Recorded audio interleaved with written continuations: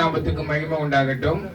இந்த ஊழியமானது 14 வருடமாய் தொடர்ந்து வர கர்த்தர் கிருபை கொடுத்தார். வெள்ளானூர் பகுதியில்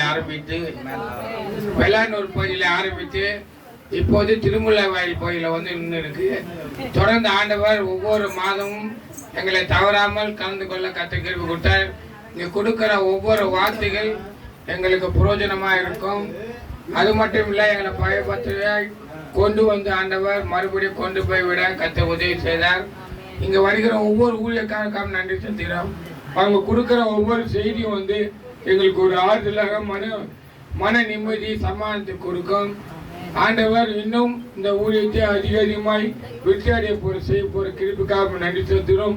தொடர்ந்து ஆண்டவரே இந்த வருகிற 2025 நாட்களில் கூட இந்த ஊழியம் தடையில்லாமல் நடக்கணும்.